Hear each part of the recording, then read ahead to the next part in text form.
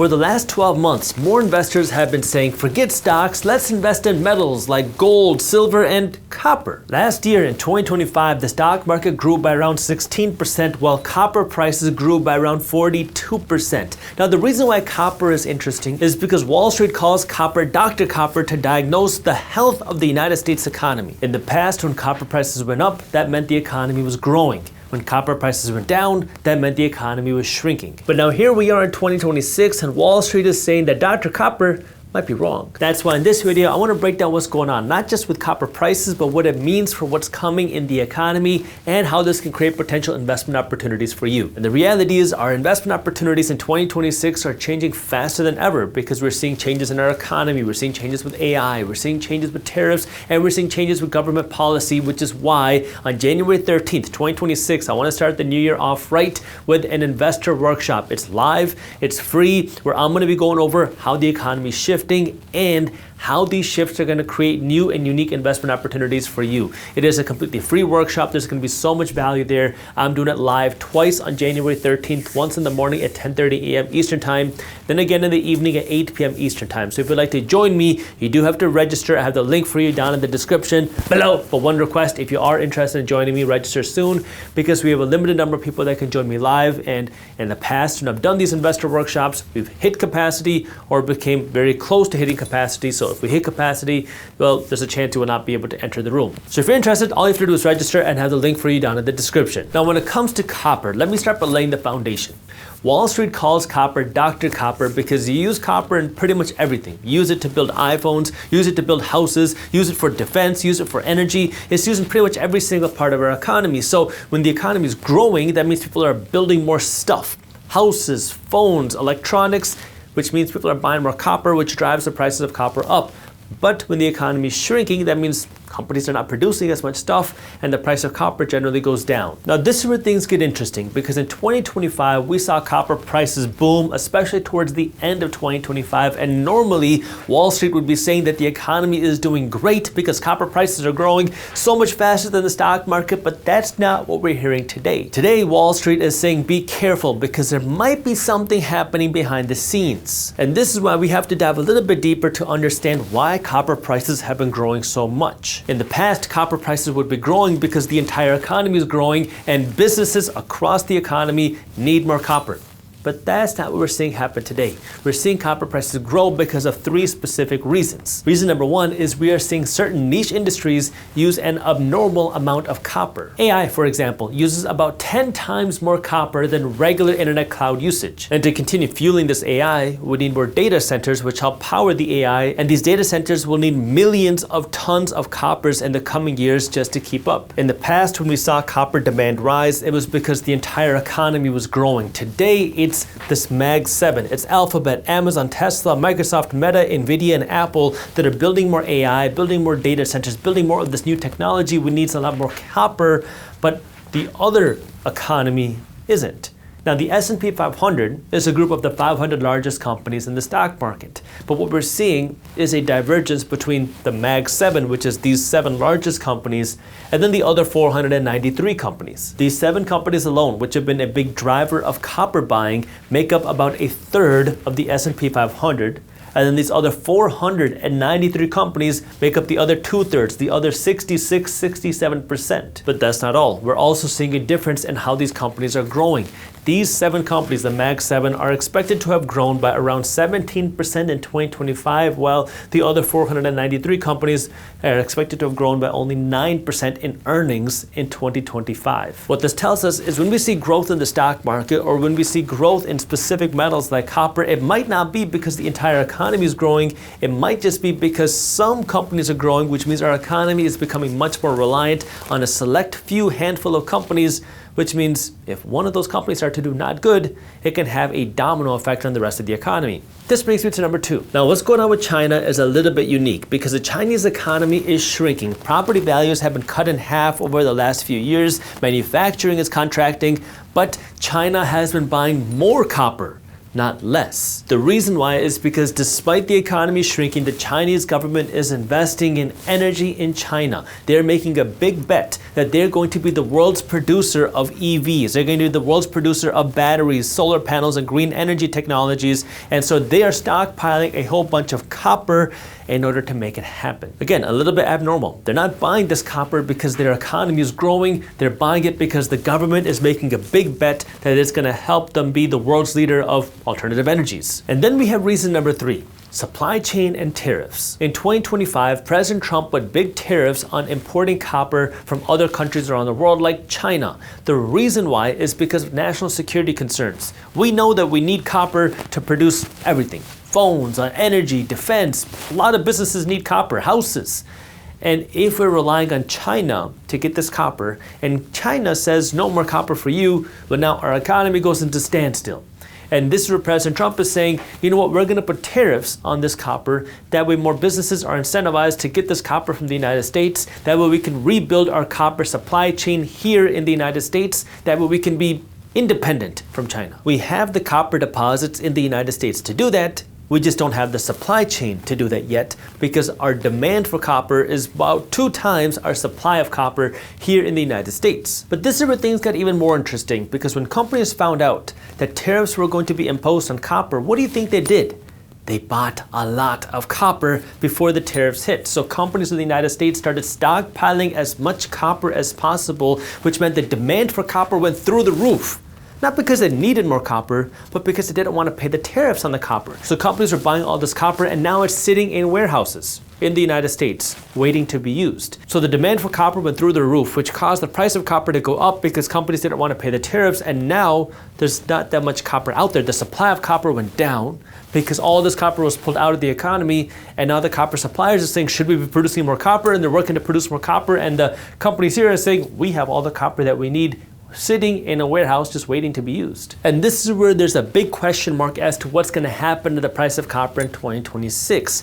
Is copper prices going to come down once the supply chain gets fixed and we start to see more supply of copper, and then people realize, oh, businesses don't need as much copper and prices of copper then come back down to earth?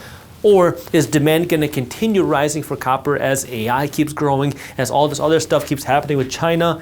Is that going to drive up the demand for copper even more, causing copper prices to rise more in 2026 and beyond? This is where there are 2 things that you need to understand: inflation and investment opportunities. Starting with inflation. If we see higher copper prices, that impacts the average person because higher copper prices means it's more expensive to produce stuff, iPhones, houses, energy. And if businesses have to pay more money, they can do one of 2 things. They can either eat that cost themselves by shrinking their profits, or number 2, they can pass this higher cost down to you, the consumer who buys the stuff, which could mean ultimately higher inflation. We'll see what happens, but in general, if copper prices keep rising or they continue to stay high, you can expect higher prices of things because it costs more money to produce it. The second has to do with investment opportunities, because there are 2 types of people right now.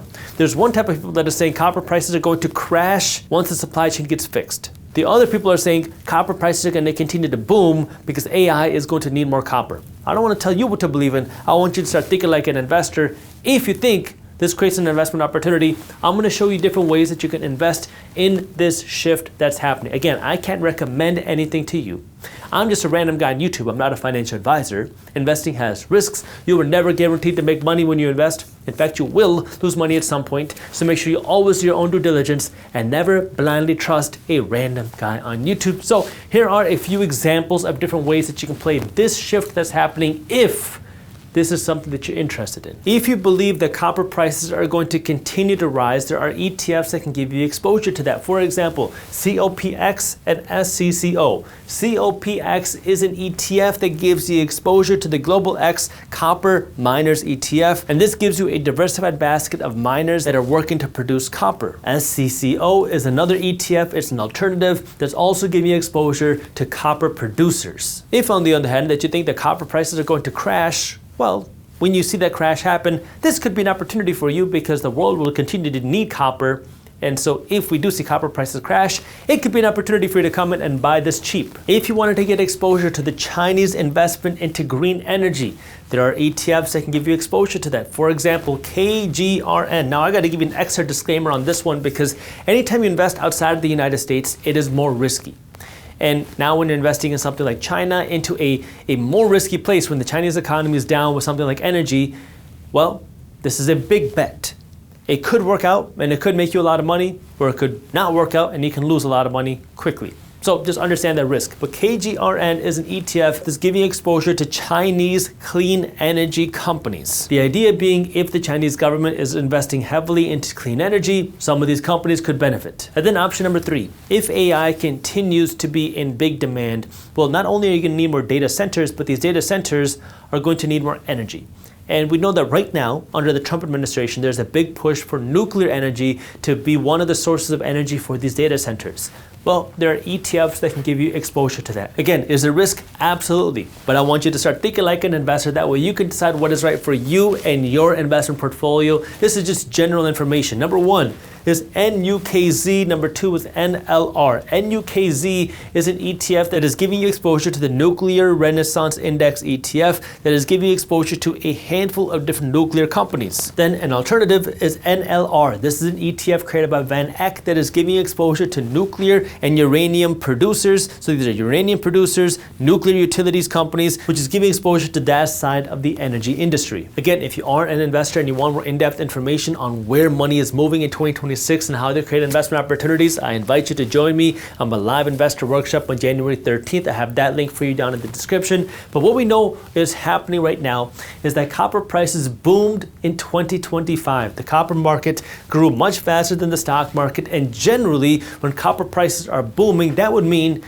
that our economy as a whole is growing because we use copper in everything from houses to electronics to energy to defense.